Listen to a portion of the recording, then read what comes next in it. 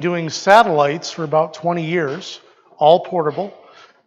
Even this monstrosity down here in the corner is portable, believe it or not. Took us a while to get it out there, but I'm from Holden, Mass, which is just north of Worcester in central Mass. I came out here in 1987, if you remember the old Digital Equipment Corporation. I got hired by them. I'm an ARRL Life member. I also do DX, CW, HF Mobile, home brewing, playing around with EME right now, and my COVID activity has been restoring Kenwood 930s and 940s. That's how I've been staying out of trouble. All 6 PLLs. What band do you EME? I'm working on, I've got equipment for 432, a long boom, and I'm also working on 1296. I have a foldable, collapsible dish. Not the one that W2HRO sells, but the one that he based it on. Yep. And my email address is just mycall@hotmail.com if you have any questions. Oh, for work, I work in the electronic design automation field, which is software to design printed circuit boards and electronic packaging.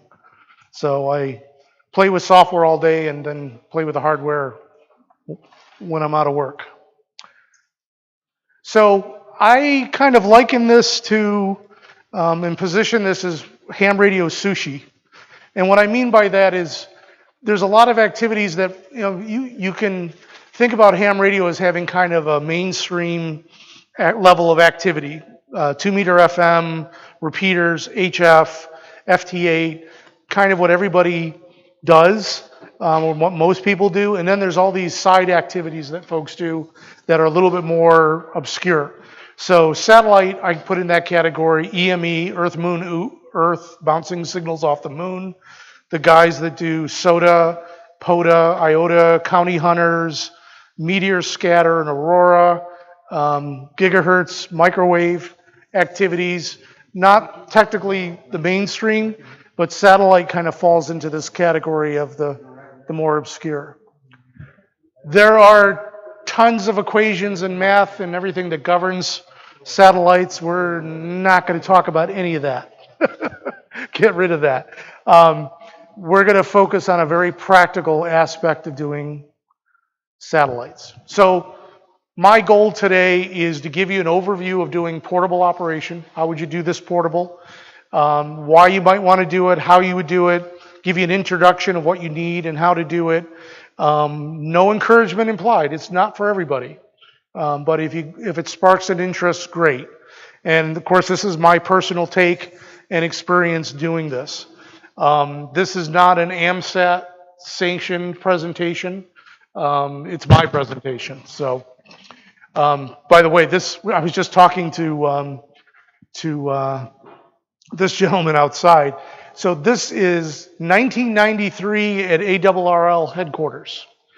And Doug Quagliana, KA5 UPW, I think his call is, was doing, can you give me back the screen? Thank you. I'm pointing at myself. Doug did a demo. This is a group of QRP people. We used to have our New England QRP meetings down at headquarters. And Doug came in and did a demo working one of the satellites, and I don't remember which one. It might have been AO27 or UO14. But he walked in with an HT, a 432 beam that was made out of Lincoln logs and wire, and he had a downverter and something else, and went out and did a demo out in the parking lot at lunchtime. And I got hustled into holding the 432, that's me, with darker hair.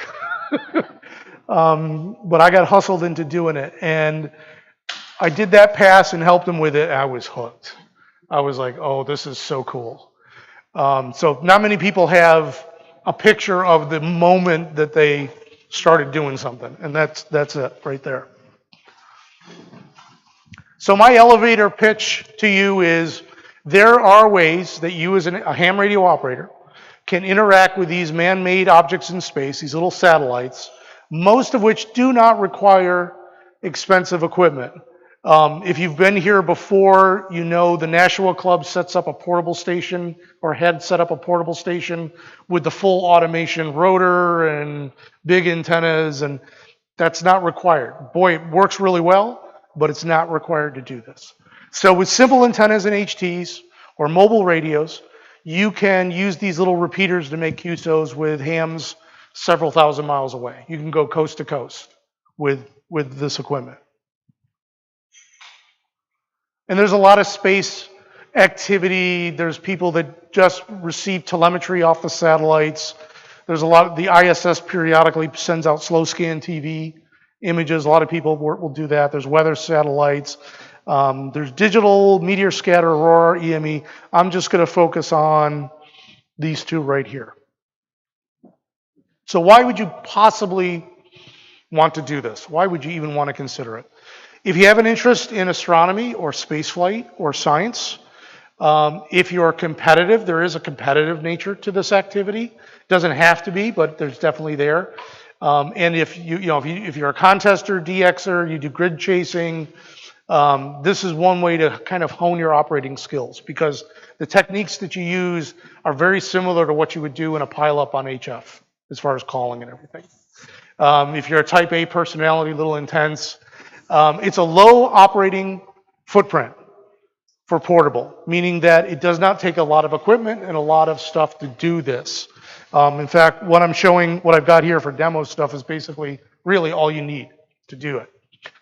So it's great if you're in a homeowner association issue where you can't have outdoor antennas or anything, because you walk outside with your antenna, do a 10-minute pass, walk back in, no one's the wiser. You don't have to mount anything up on the roof or anything. If you are a traveler, meaning if you travel quite a bit for work, there's an opportunity for you to put rare grids on and make yourself very popular among the satellite community. Or if you're a hiker, a lot of guys will do activations from the top of, pretty sure that's Pac Monadnock. But do an activation, either do a POTA activation or just to put the grid on and have a really good horizon for this stuff to work people low at the horizon. It's tech license friendly. You don't need, it's interesting because I think all the satellite stuff is covered in the extra test. No, I think it's in the extra. I think all the stuff relative to satellite is an extra, but you can be a tech to do it. Right, it's VHF and UHF, so it's kind of weird that they set it up that way, but anyways. And it is possible to work DX with an HT, and I don't mean DMR. That doesn't count. No voice over internet stuff. So, why would you not want to operate satellites? Why would this win? If you're real big into rag chewing, really not the activity. Satellite pass maximum is about 13 to 14 minutes is what you have, and you're competing with a whole bunch of other guys. So it is very grid focused. If you get frustrated easily, it's not for you. No. If you're a low intensity op, if you don't want to be or can't be confined to a schedule, you're at the mercy of the satellite. When it comes up, it comes up. I was known quite a bit for taking breaks at work and going out to the parking lot to work some grids. But I had to schedule it to do it because that's when the satellite was up. This is, it's kind of like full contact skeet shooting with respect to the radio, because it's kind of fast and furious. And it's gotten even faster just because of the popularity now. So real quick on some terms that I'll probably rattle off without even realizing it. We talk about AOS, LOS, and TCA. Acquisition of signal, loss of signal, and time of closest approach, or basically when it's overhead. Very much NASA terms, but that's what we're referring to. Because has anybody watched an ISS pass go over visually? Very much like that. It's going to come up over the horizon. It traces an arc about the same speed. The satellite will trace an arc over the sky and it sets over the horizon. So you need to be aware of where it's going to be, and you don't have a visual. Unlike the ISS, which is lit up on its solar panels, you're going to rely on your ear to hear it and to figure out where it is in the sky. So we talk about that. Azimuth and elevation, basically the compass point and the angle. going up, which describes the arc that the satellite takes. We'll talk about FM birds, which are single channel birds on the FM band, and linear transponders, which are sideband and CW, which are a little bit more interesting and a little bit more of a challenge. Low Earth orbit, high Earth orbit. Basically, how high are these satellites? And that determines what we call the footprint, which is who can see the satellite and who's workable within the footprint. And I'll give you an example of that. So this is one of the software packages called gPredict. With the exception of, I think, AO85, these are all active satellites. Here's my QTH lit up. But at any point in time during the day, there are satellites moving around the Earth. They're all in different orbits. If this was actual live of the software, these blobs would all be moving in different directions. No consistency on it. There's mostly a progression to the right and to the east, but they're all at different inclinations and they're all over the place. But the height of the satellite determines what we call the footprint. So if I'm this satellite and I'm 300 miles up, I can see from that height this far, basically the ring. If I'm 500 or 1,000 miles up, I get a bigger ring. So, and the only people I can work at any point in time are the people that are also inside the circle with me, whether it goes over my head or it's off to the side. So at this moment in time, I could basically work stations in the central US, Caribbean, Central America, and New England on that. And this circle is moving as it goes. Now, the footprint is important because if I want to use SO50 and I want to work into Europe, I'm going to want a pass that comes right down the center of the Atlantic and gives me a little bit of a window over Western Europe and Eastern US at the same time. And understanding that I'm not going to get the full 14 minutes for that too. I might only have 30 seconds or a minute that I can get into those locations and then it goes off. And when the satellite moves off, you're done. Whether you are done or not, QSO is over. So a lot of it is timing and a level of strategy. So I've worked the ISS, I've worked astronauts or space tourists 3 times over the past 20 years. And all of them, I picked a pass. Well, one, you got to figure out when they're awake because they're on Russian time. And 2, I picked a pass when the ISS came over the center of the Atlantic. So only this part of the US could hear them. I didn't have to compete with the rest of the United States. Versus if they came over directly over the US, I'm competing for everybody to get into that. So that's where the strategy kind of comes into play. So this is kind of a schematic of what happens. You've got a satellite that's circling the Earth. It has an uplink frequency and typically a tone to activate it. And what it does is it listens on this frequency and rebroadcasts on that frequency. So you have to have both a transmit and a receive at each end on those bands for this to work. Because when he responds back to her, he's going to do the same thing. He's going to transmit on 145.85. She's going to be listening on 436 for it. And again, some of these circles can be as large as 3,200 miles. So coast to coast is very doable. Into Europe is very doable doing that. And this is an FM bird, but it's only one frequency. It's one channel. So it's a shared resource. So you got to pick your time. You've got to call at the right time. You've got to wait for an opening. Sometimes the passes are very orderly. Sometimes it's chaos on it. Field day is a real good example. It's just total chaos. And you may not work a single station because of that. A little bit more, we already talked about the footprints, but the point I want to make is doing the satellite operations, you can get into 49 of the 50 states. Alaska is doable, Hawaii is not from here right now until we get a higher satellite.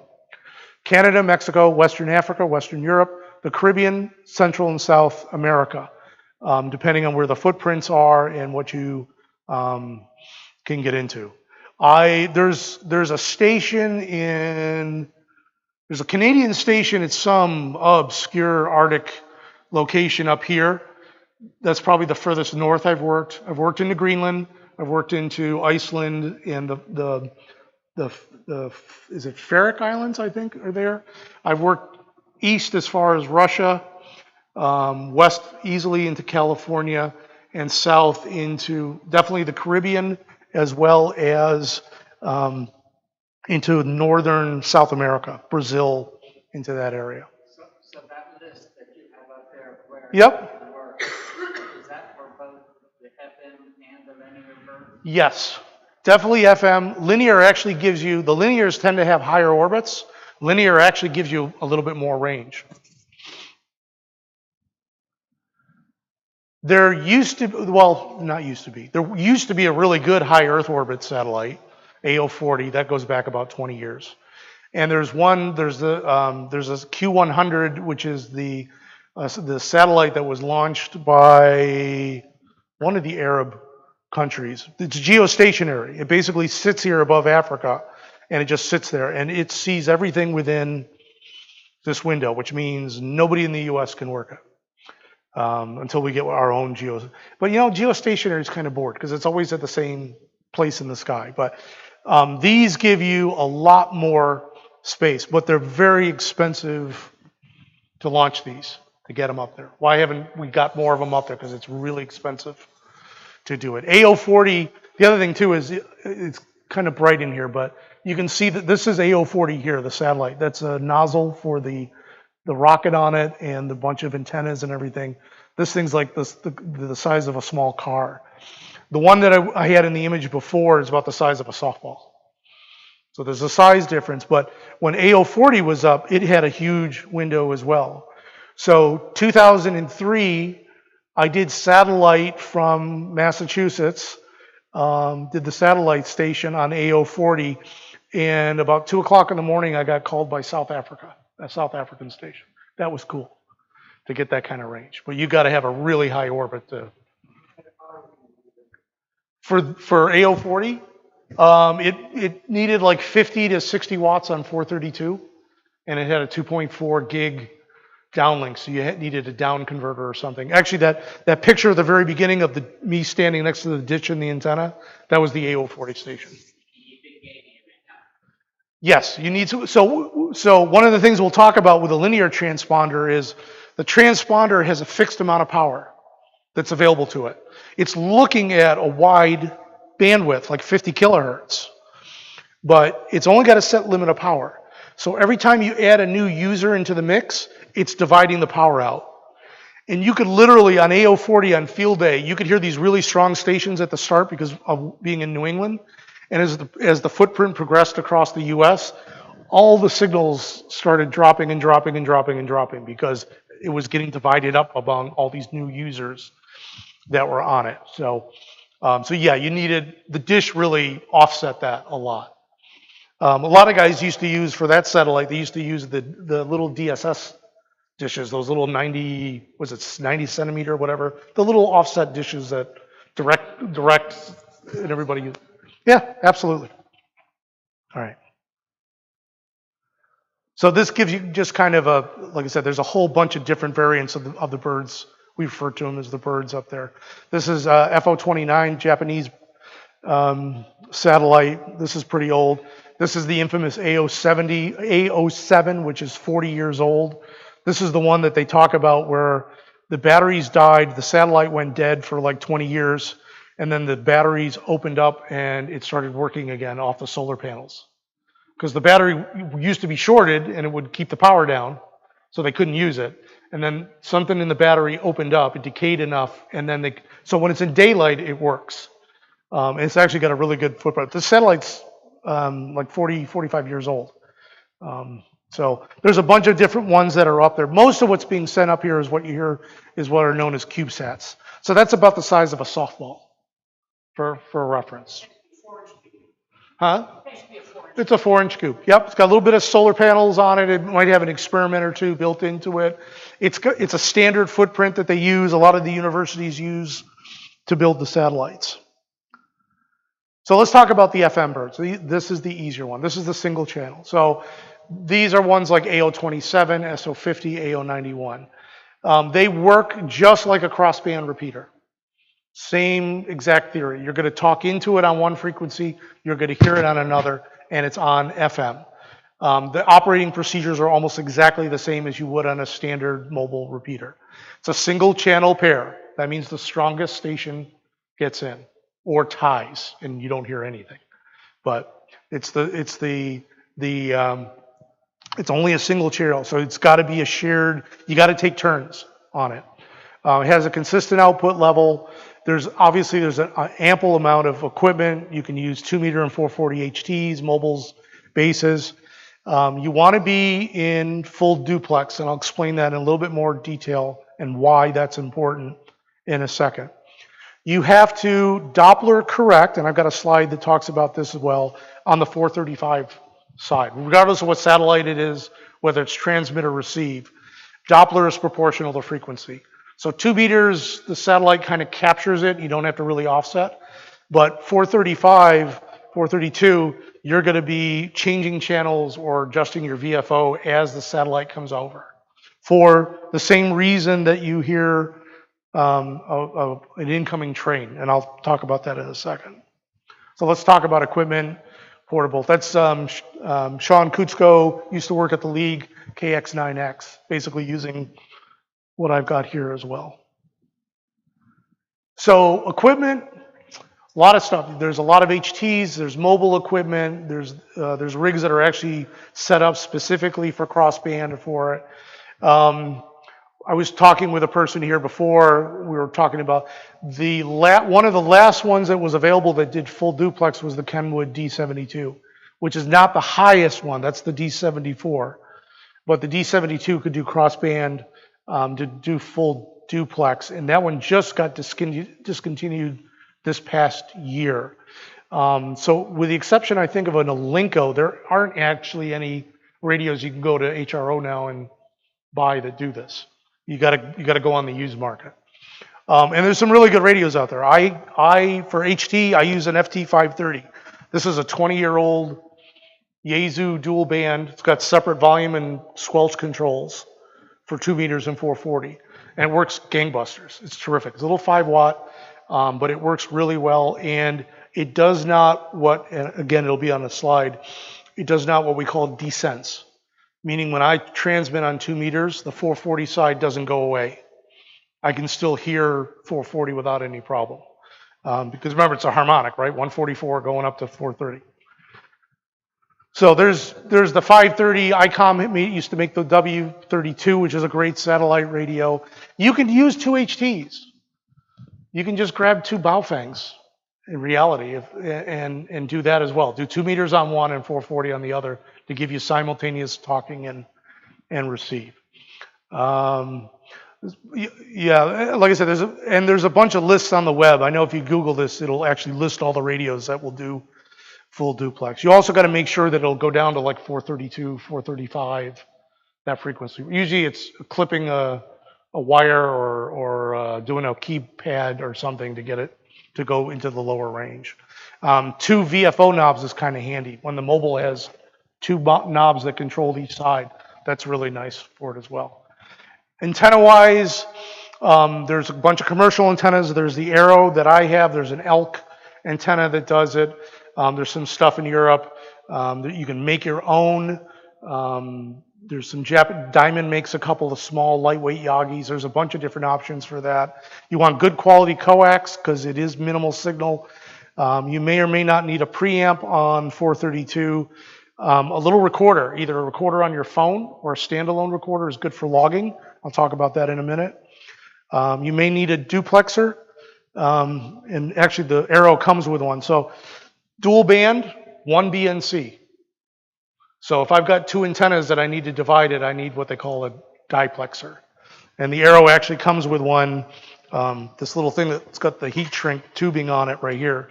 You'll note it's got 1 port coming in that connects to the radio, and then there's a separate port that goes to each of the antennas, the 2 meter side and the 440 side. And yes, this is modified.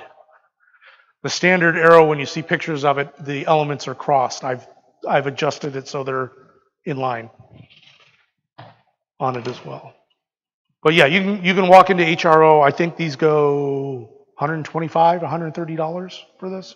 for the antenna and they come with a split boom too. Some of them have a split boom so you can separate it and tear it down into something you can backpack with. Okay. Antennas, like I said, there's a whole bunch of different ones. You can make your own. This is the Arrow. That's the Elk. This is the M squared Leo pack if you want something for home use to put on. There's egg beaters. There's a lot of home brewing, especially in Europe. Variants of like a Moxon with a Yagi attached to it in line. This is me with, there's Diamond, makes a 432 and a 2-meter Yagi that are really, really light. They're designed for Japanese mountain topping. But it makes them light enough that I can hand hold that antenna, that contraption for 15 minutes and not fall over and die. But yeah, there's a variety of them. You can go really cheap if you want. You know, you can go to Lowe's and grab some oak strapping and wire and build your own. There's tons of plans on the web to build your own dual band Yagis. You can build your own diplexer. It's pretty simple enough. This is one of the ones out of Europe, PVC piping and stuff. If you really want to go on the cheap, you can. It doesn't have to be overly elegant. So, full duplex. What does full duplex mean? Full duplex means you can hear the other person while you're talking, like a telephone, like a landline or a cell phone. You can hear the other person while you're talking. It's not crossband, it's not split. I can be talking and I can hear either myself coming back on the satellite or hear the other person on the satellite in my ear. And a lot of radios will do crossband or split. Not a lot of them do full duplex. Yep. Walks on 9 days, you get crossband full duplex. Right. So there was an Alinco as well. So the other caveat to that is about the desensing. Where have I got it here? Yeah, make sure the duplex, right? So it might do full duplexing, but you got to check to make sure that when you transmit, it doesn't knock out the receive on the other side. Yeah, so like I said, a quick Google search will sort that out. I haven't done the research lately. Yep. So because of that, because you're listening as you go, you really are going to want to have a headset or something. Otherwise, it's going to squeal. It's going to feed back the audio if it's coming back in the headset. So you want to have a headset or something on it. Like I said, there's radios that do it natively, like this one. You can also use 2 radios. Some of the guys on linear use a all-mode radio and an SDR for receive and do it that way. Use the SDR for receive, software-defined radio or something with a waterfall, and do the transmit on another one. That's pretty common. The other thing is if it does desense, you can put in that's an MFJ diplexer, 2-meter 440. So what's a diplexer? Diplexer splits 2 meters and 440 into separate antennas. And the way it does it is there's a high pass and a low pass filter in there. So it diverts signals one way, diverts signals the other way based on that. Well, you can leverage on the 2-meter side. In other words, if it's desensing, you can use the 2-meter side, and this will act like a harmonic attenuator. It'll knock down the harmonics and do it that way. So a lot of guys, if they are getting some desense, will put one of those in line. So it's 2 radios.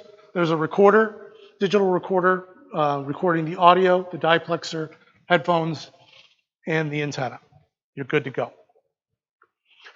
If you just, let me hold it because I'm going to talk about that. So how do you predict it?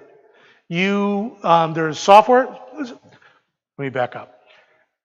For each of the satellites, typically every 24 hours, you're going to get 2 groups of 3 passes.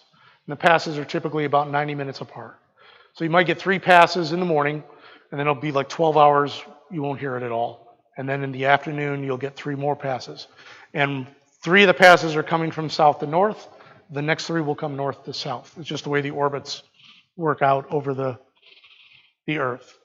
You can go on and print out passes. You give it your location. You can go to Amsat. There are phone apps that do this. There's a free app on Android for it. You can run software on a PC or a Mac. You have to give it, there's what's known as KEPs, which are basically just a file of numbers that the algorithm uses to calculate the orbit. It knows everything about the orbit. Is the orbit round? Is it elongated? Is it tilted? Is it all these numbers basically tell the software what to draw on the screen. So you do have to reload fresh caps periodically. The one on Amsat called NASA Bear is actually pretty good.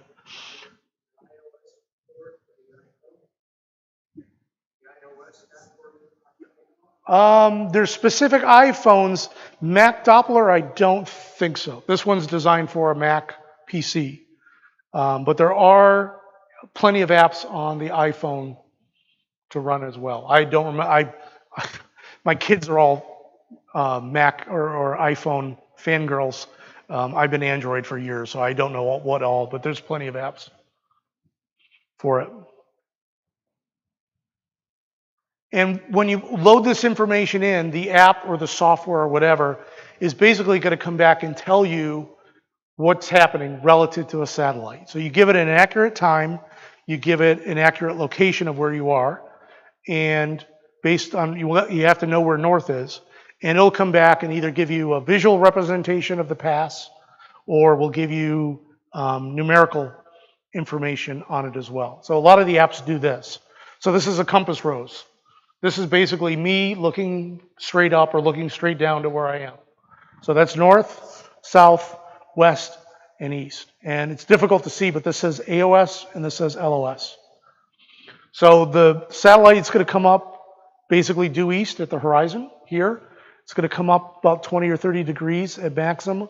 And it's going to dip back over the horizon just west of north.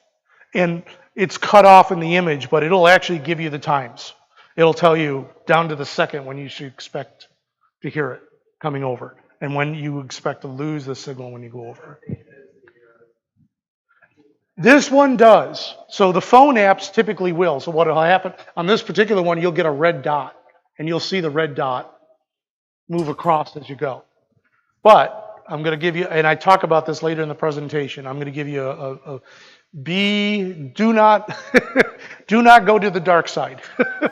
Meaning that a lot of people will take their arrow antennas and stuff and start adding phone holders and inclinometers and all sorts of things onto the antenna to kind of, the phone will be sitting here like this and they're kind of watching the phone and then trying to figure out, well, how does that equate?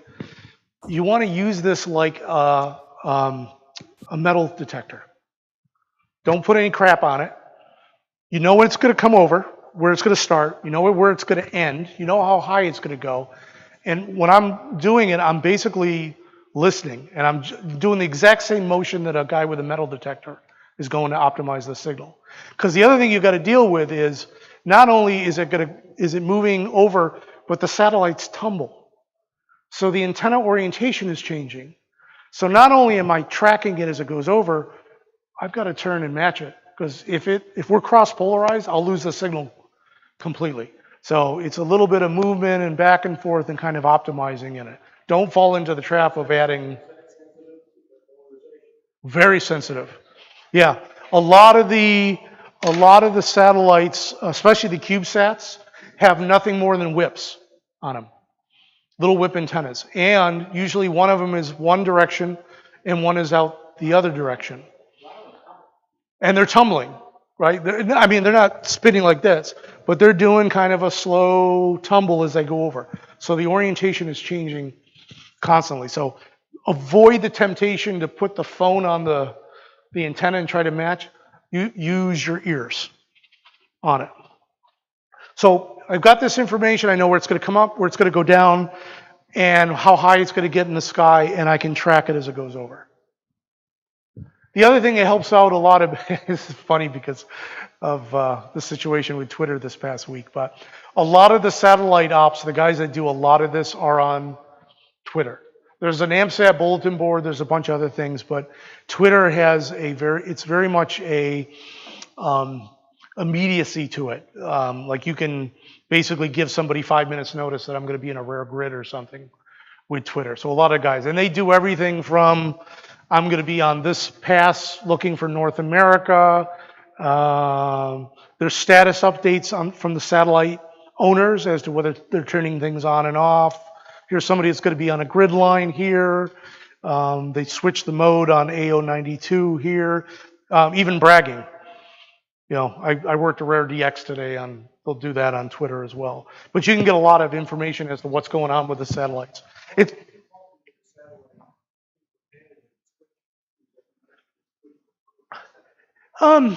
so it depends on the situation and what they're doing.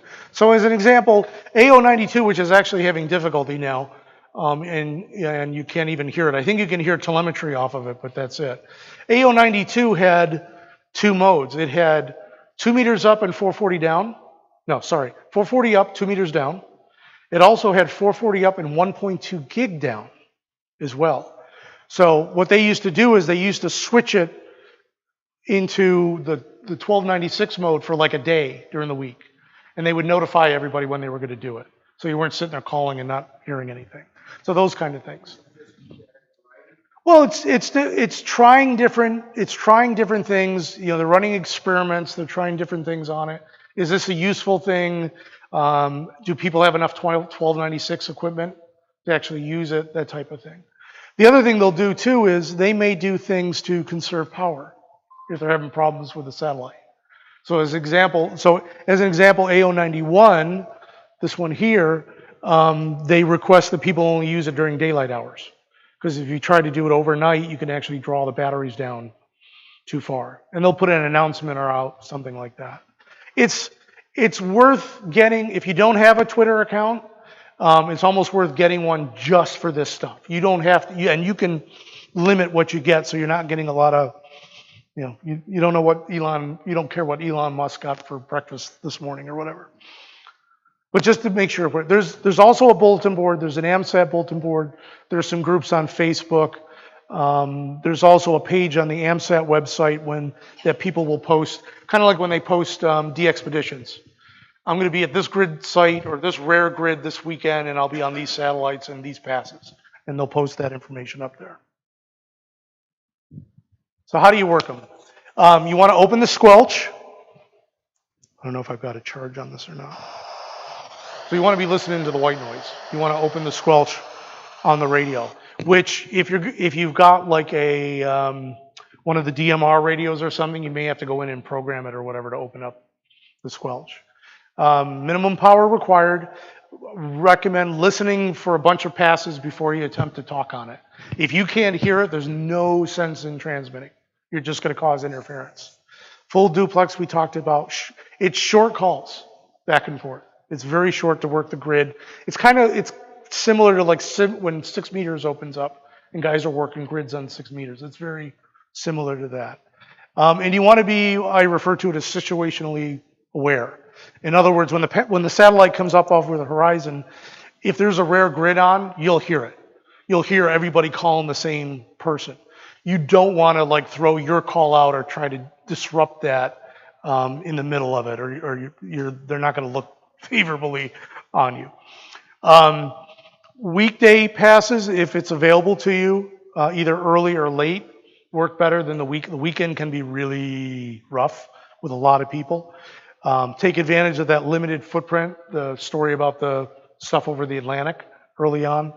And again, midweek, there generally aren't grid activations, so it's usually not too chaotic from that perspective. The things that'll get you into trouble on an FM bird are like calling CQ. No different if you called CQ on your 2-meter mobile. People could go, we don't do that. Same thing here. You don't call CQ on an FM bird. You throw your call out. You know, W1PA, FN42. That's all you need to do. Just throw your call out. If you call someone before they finish their contact, if you call someone in the process of calling someone else, a lot of guys will try to be listening for their own signal and blowing into the mic and things like that. Calling and calling and calling when you can't really hear anything. That'll get you the moniker of CHS. Can't hear. Keep dropping your calling grid. Now, I'm in FN42. I'm in Central Mass. So I'm in FN42, which includes Boston. Nobody needs FN42. FN42 is probably one of the first grids you'll ever work because just the sheer number of operators. So I do a lot of listening. I'm listening for other guys that are putting grids out. I typically don't throw my call out because nobody needs me. This is the same thing with a DX pileup. If you work the DX yesterday on the band and you come back in, what's annoying? Somebody comes in the same day while you're trying to work them and said, "Oh yeah, thanks for the QSO yesterday. It was great working you yesterday, and you sound terrific today." It's like, you son of a, get out. Same type of thing. If you've worked the grid already or you don't need the grid. Now, if it's quiet and nobody's on and they're throwing the grid, yeah, sure, say hi. But if there's a bunch of people that are trying to work the grid, some people get on and they'll actually hog a pass if they've got a lot as well. So I've been talking about grids. The world is basically divided up into what they call maiden hen grids. We're in FN 43 right now. I live in 42 in Boston.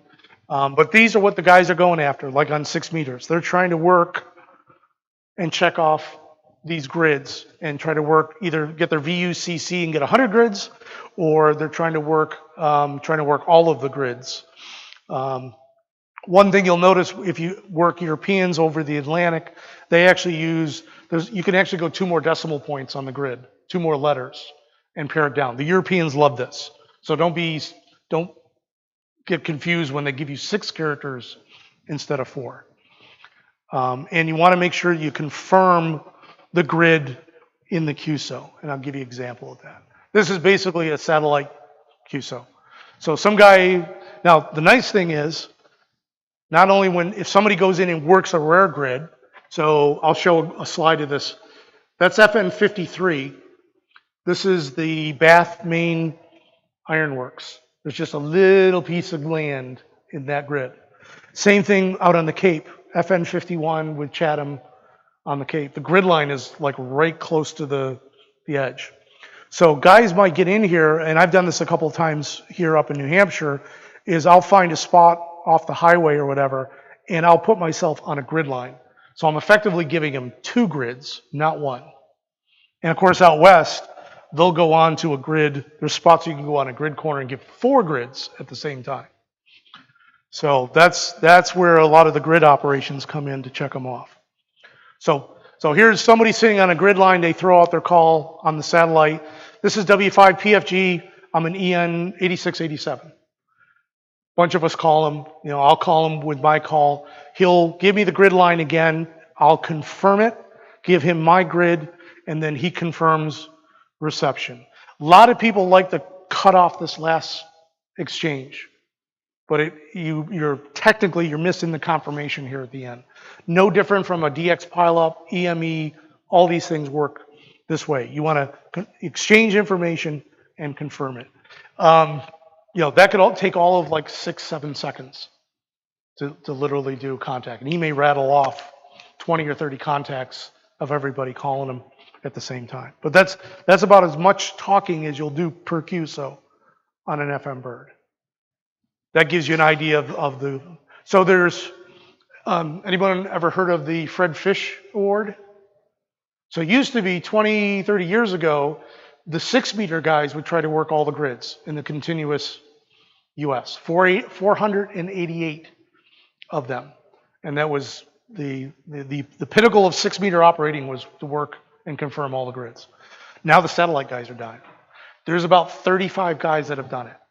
All 488 grids on satellite, which is quite an accomplishment, especially if you look at some of these grids, like some of these ones up here. The only way they can do this is having a guide go out and drive out to one of these things to do it. So there's rovers that are actively do this as a hobby to put some of these rare grids on the air. And there's a guy that actually maintains, they call it the heat map. So the more orange and red a grid is, the more desirable it is from what they're looking at. And you can clearly see that FN42 is a nice greenish blue. But yeah, it gives you some of the indications. Like that's FN45. So like Conway is just in 44. If you drive a few miles south of Conway, New Hampshire, that'll give you the 43, 44. But there's guys that go way up in the county, up in Maine and some of those areas over the summer and put those grids on. But this gives them an idea of what grids are needed. Yeah, that's FN 53. That's Bath, Maine. So I had to go up there for a funeral. This is the Bath Ironworks. It's very difficult to see, but that's the Zumwalt, the stealthy cruiser or whatever. It was, at the time, it was in the Bath Ironworks and getting fitted out. I thought for sure I'd have MPs out here standing on this bridge with that antenna pointing over the ship. I thought for sure the MPs were going to come out. And guys tell a lot of stories about interacting with the guys in the Southwest, interacting with Border Patrol, with state troopers, with forest rangers and everything. Generally, when you explain to them what you're doing, it's not a problem. But these are the kind of grids that the rovers will put up. Bath, I think, is somewhere right here. I was very popular that day when I did the grids portable from there. A little bit. I'm not a cruise person. My understanding is you have to ask the captain permission to be allowed to do it. Right. You have to get permission to do it. I will say there are some commercial shipping guys.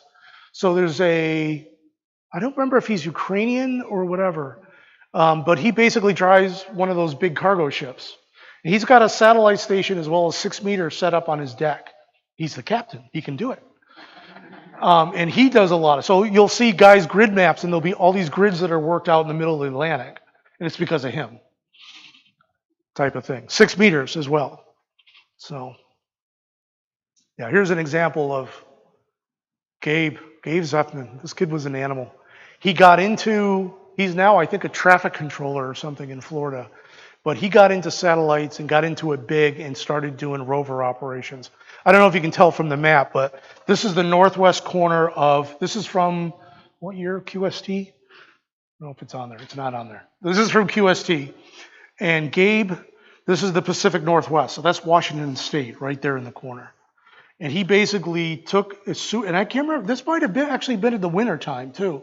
But he basically did a route through all these grids, and he would stop periodically for some of the passes and put all these this is Canadian tundra out here. There's not a lot of stuff. But put all these grids on. He did almost all the grids in Iceland and in the Faroe Islands as well, because he's also a private pilot, and he would fly out there and put them on. So it took me years to work Iceland on HF, but I worked all 4 grids in the course of a week when Gabe went out there. So, but there's a lot of rovers out that this is their fun thing to do. There's a guy up in Alaska that does the same thing. He drives all over Alaska, putting some of these obscure grids on that have no population in them, but he does it. Yeah. Yeah, so I don't know. Yeah, there's probably ones there that haven't been worked. Getting close to the time here, so I'm going to kind of accelerate. But recording is real easy from a logging perspective. You really don't want to be trying to write down calls as you're working a pass. A recorder works great. Most satellite ops use LOTW. I didn't join LOTW until I started doing a lot of satellite stuff. But it makes it very easy. The other thing that makes it very easy is most passes are 10, 12 minutes. LOTW only requires that the time from the guy you worked versus your time are within a 30-minute window, and it's a valid QSL. So you only have to write down the beginning time of the pass, because you're going to be within 15 minutes of it anyway. So, but you can also use a recorder. I use a recorder to record it. This complicated wire diagram just means I can record the audio coming off of the radio as well as the ambient audio, meaning I hear my voice and I hear the voice on the radio, and I can go back and listen to a pass. So I don't have to worry about trying to write things down or anything when I'm doing a pass. So talking about participation. So if you're just curious, some of the satellites are pretty strong. AO91 is very strong on its 2-meter downlink. You can just grab some pass predictions. You can even just grab an HT. You don't even need the arrow. One of those, I forgot the name of the antenna, but they sell this really long 2-meter whip that's got like a loading coil in the middle. I forgot the name of it. But it's got a lot of gain. And you can basically, just with an HT and that long whip antenna, kind of move it around, and you can hear the pass as it goes over. You don't need any sophisticated equipment to do it. You will have to kind of play around with the orientation because of the antenna. Because it is tumbling and it changes. You can also hear the slow scan TV off the ISS. This is a really easy way, if you're just curious, can I hear them? What does it sound like? Listen to some guys working each other. Very easy to do that. And from there, you kind of move up and you can start actually, there's another one you can listen to. Well, this is AO91 again, but you print out the passes, it'll tell you where it's going to come up, and you're not going to be transmitting, so you don't even have to adjust for Doppler. You can just kind of sit on 145.96 and listen to the pass as it goes over. And then SO50 is the reverse. The receive frequency is in 436. This one you do have to adjust. But again, you can be using HTs, minimal antennas. You can homebrew a little Yagi. There's all sorts of plans for fox hunts, making a Yagi out of a measuring tape. Those type of things work really well for that. And the rovers, they carry these things around in their camera bags, or they work off the top of their cars. A lot of guys out west were using their trash bins. Makes a great portable table out in the driveway to work it. So the linear transponder, just to talk about this, if you start working them on FM, you want to try something a little bit more sophisticated, the linear transponder. The difference here is it's not just listening on one frequency and transmitting on another. It's picking up a whole bandwidth, like 50 kilohertz on 2 meters, and rebroadcasting the 50 kilohertz on 432, which means multiple people can be sitting in here working each other at the same time. Everybody can spread out. The challenge, though, is it's on CW and sideband. So Doppler becomes much more sensitive. If you can imagine on HF, if somebody's 300 hertz off what it sounds like, really difficult to keep it on 300 hertz with Doppler going on. But there's ways to link the VFOs. There's software that you can run that will automatically Doppler tune the radio for you, control it. There's some guys that actually manually tune it. I've never been able to do it. I've been trying for 20 years and I can't get it. So Doppler is, just like Sheldon with the train approaching, the radio frequencies are going to adjust with speed as well. So just like as the train approaches the station, the pitch is high, and as it comes through and goes out the other end, the pitch drops on the whistle. Same thing on 432 with the frequency. So as the satellite approaches you, frequency's high, and as it goes over and goes out the other side, the frequency actually drops, like 5 or 10 kilohertz. Red shift and blue shift. And you have to compensate for it, because if you're listening high and it's low, you won't hear it. It could be 10 kilohertz off. You won't hear, the satellite could be going and you won't hear anything on it. So like I said, you can manually do it. There's software that'll tell you. You can actually run computer control and adjust it. That's Sean working linears out of a camera bag on it. There's more equipment, more sophisticated equipment. The IC 9700 is a great rig for satellite. Does full duplex. The old FT 847, the 820 and the 821. I saw an 821 out on the flea market today. Work well for it. The other one is what they jokingly refer to as the FT 1634. Yaesu FT, you know what a 1634 is? 2 817s. Guys will buy two. This is why the 817 prices are so high for used equipment, by the way. You can put they'll use 2 817s. They'll use the uplink on one and the downlink on the other. And they'll either manually tune them or on computer. But a lot of guys will do the 817s because they're man packable. You can get a 5-watt transmitter on your. Obviously, there's the home station. If you decide to get really into this, you can go out and spend some big money and put together a station if you wish. Yeah, this is the one I was referring to, the NASHUA Club. This is here. This is Deerfield. You remember this from a couple years ago? Out there? Yeah, this envies most people's home stations. Fred did not go small on this, but this is top end. I guess my point is you don't need to go top end to do it, but this is enviable of most home stations of what he had out there. and they were set up for all that. You could do awards. You could do VUCC, 100 grids on satellite. You can do, with the exception of Hawaii right now, you could do worked all states. There are guys on the East Coast that have done DXCC on satellite. There's some grid-specific ones, work 5 operators and EM55. The DXpeditions, at the prompting of Amsat, have also been bringing satellite stations with them. So like K1N and C9, CY9C and some other ones actually had satellite stations and they were working. There's guys that do POTA, and of course Amsat does a field day. You only do one QSO for ARRL, but Amsat runs a field day concurrently, and you can work multiple stations and get a score, and they host that during it as well. So there's some of my, QSL cards. Oh, that's the Ukrainian guy. This is the boat captain. UT1FG is the boat captain. But into France, Spain, Norway. The other thing being on the East Coast, which is nice, in the Caribbean, there's a lot of DX entities. You got a lot of islands, you got a lot of little countries. So this is how you can work DXCC on satellite. You can get a lot of the countries between here and working across the Atlantic into Europe. No, most of these are vacationers. There are some dedicated ops. There's a guy in, where is he? In Guadeloupe, FG, Bertrand, FG80J, I think is his call. Big contester, big satellite operator, just transitioned. He's now doing EME as well. Let me wrap up here so I'm not digging into the other person's time. Here's one of the guys that's done all 488.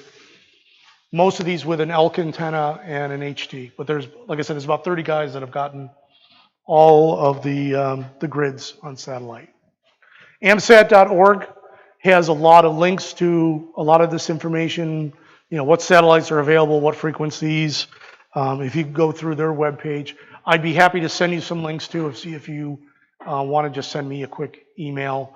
There's a bunch of videos and things that are available online. Sean has done some really good videos for DX Engineering about satellite operating as well. There's YouTube videos and everything. And this, my little, I already got on my soapbox about adding all the hardware onto the antenna. Don't go all Tim Allen on it. Yeah, so that's most of it. And just a quick follow-up, just with COVID and everything. With COVID, a lot of people were stuck at home. Satellite operations went up quite a bit because everybody was home, working from home. So there's a lot of activity. You definitely want to look for some of obscure times and past locations. Don't be put off if a pass gets ugly because there's a lot of people on. And just remember, don't cross the streams. Nobody remembers Ghostbusters? Come on. Okay. Oh, and one last PSA. Although it's not a problem now, it was a couple years ago. With everybody running DMR open spots and stuff, just make sure when you set the frequency on it, most of them are set up to run in 70 centimeter band. Don't put them in the satellite subband. Stay out of 435 versus 438. We went through a period of about 6 months where as the satellite went over on the ones that had a 430 uplink, we could hear everybody's open spots, all the digital noise as the satellites went over because it was picking up everybody's. It doesn't take a whole lot of power to get into the satellites. Questions, quick questions, because I'm digging into the other person's time, if you have any. Yep.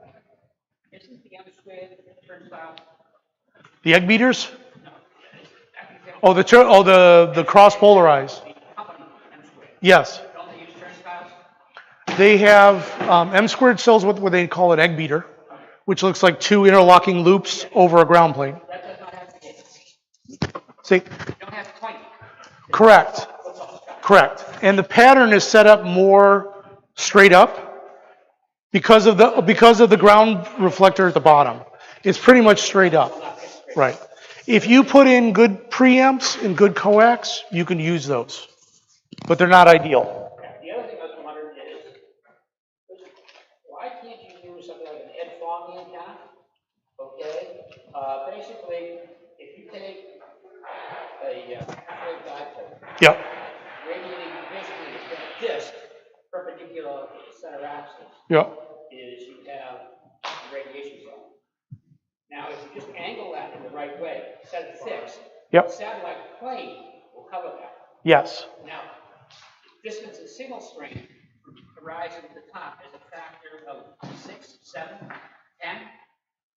I would think that might work too. You don't have to aim it. You don't have to carry it around. Before Bob Berniga passed away, the guy that did APRS, he used to talk about just taking a rotator, a standard TV rotator, and a Yagi, standard Yagi, and just tilting it, like you said, the inclination of the pass, and tilting the antenna like 15 or 20 degrees, and that'll cover most passes. Yep.